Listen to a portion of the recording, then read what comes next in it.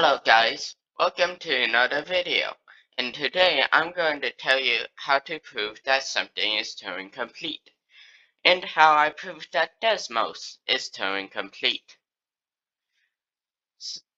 So one day, I just wanted to prove that Desmos is complete. So after quick searching, I figured out that the best way to prove that something is Turing complete is by simulating a Turing machine or a basic computer. So, after a couple weeks of math and coding, I created this graph. And it's a simulation of a Turing machine. I'm going to show how this Turing machine works. So, first, logic gates. I had to make my own logic gates, like not, or, and, XOR, NAND, NOR, not equal to, greater than, less than, greater than or equal to, and less than or equal to. So after I made those logic gates, I started working on the actual graph. So to start off, here's the compiler. It is a basic compiler which takes in the program at A and runs it based on the number. Error, which checks whether there's a number less than -1 or greater than 13, and if it doesn't, you can't play. Tape is the RAM or memory of the computer or Turing machine. A is the location of like what line your program is in. So like if you have like a Java or like C++ or HTML, that would be like the number on the sign which represent the lines. In this, you have numbers which tell the program what to do. And if you want to figure that out, program this, here's the different numbers to make the Turing machine do stuff. Speed sets the speed every speed millisecond, so if it's 0 every 0 almost,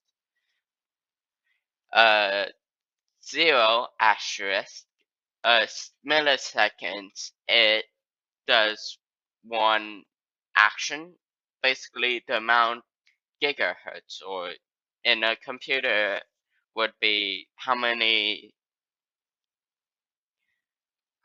clocks per second. This would be like 1 second or 100 milliseconds. No, 1,000 I mean. And this play pauses, this resets it. B is the location of the RAM that you are at. So if you have a terabyte of RAM, the computer knows or need to know what place of the RAM you take the number from and put in. So that is this number. C is whether the program is running or not. If it's 1, it would run. If it's 0, you wouldn't run it. And this basically nots the whether it's playing or not. So That's how the play pause mechanism works. H1 and H2 is a list is left and right of the memory. We come to that later. This draws the graph list of points on this. So the black would be the output.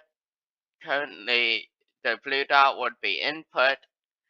The green bar would be the green bar would be the current location of B. And that's what this green bar does. If you click this, it also resets it. Alright, next. Next thing, left. So basically, when the compiler tells it to go left, it will run this, which it checks whether there's something to the left. And if there's nothing to the left of it, it adds a 0 on the left and moves everything towards the right. Right would be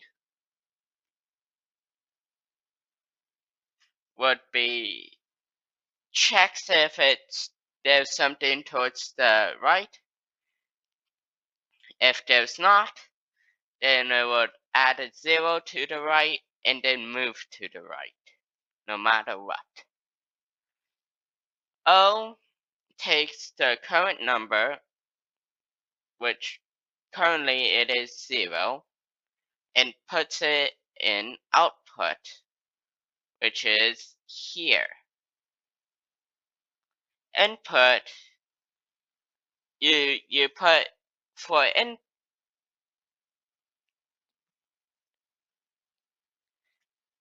if for input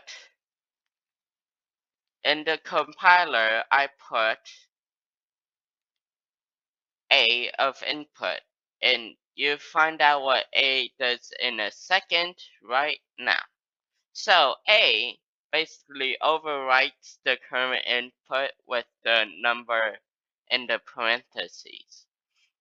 So if I put like a 1, it would set this dot to 1. If it were like 10, it would set it to 10, etc. and etc.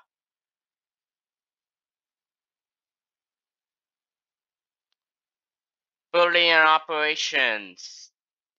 Things that you can actually use within the Turing, actual Boolean operators which you can use within the Turing machine. I have not, or, and, XOR, equal to, less than, and greater than. And this part is basically this. So when it's less than 0.5, it outputs 0. If it's greater than 0.5, it'll be 1. Hello world. This would be the program for hello world. I manually programmed this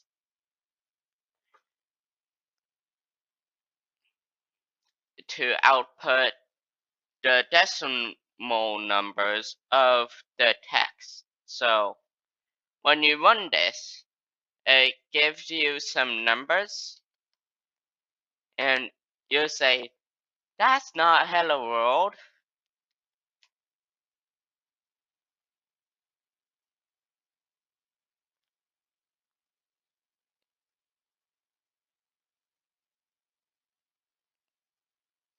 This is not hello world.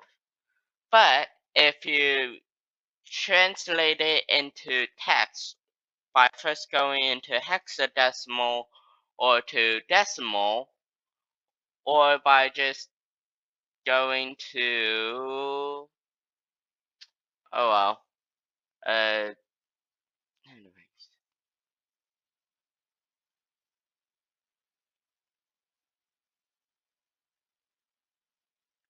anyways, debugging. If you want to program the Turing machine, here's some tools to help you debug it. This generates a random program of 100 lines that is valid, and see what interesting pops out when you run it. Tape at B shows you the current number, like currently it's 33. You can't see where that dot goes, but you can tell from here that it's 33. It's very good if you like running like addition or subtraction programs. This is a compiler, but you can run it step by step. Like if I just reset it, you can play it and it goes just step by step of of each program. And if you currently have running Hello World, and that is how many lines? 224 lines of code, so you will need to click this a lot of times to get it to output Hello World. So it just output its first letter. Anyways, I put this graph, if you can call it that, in the description if you want to mess around with it or like see how whether you can program a game or something. It would probably be like 1,000 lines of code. Anyways, another tool that I have made is this. Wait, is this. So you can convert like any any list of numbers into a program. It converts any list of numbers and converts it into a program for the Turing machine. This obviously resets it. This is the input, which I put in Hello World for like testing purposes. And here's the stuff to make it work. You can see that there is some stuff that is the same in the Turing machine. If you want to know how this works, then you can figure out yourself. I'll put this in the description. Yeah, this is the translator that I'm talking about. Like the website that I recommend while programming this Turing machine.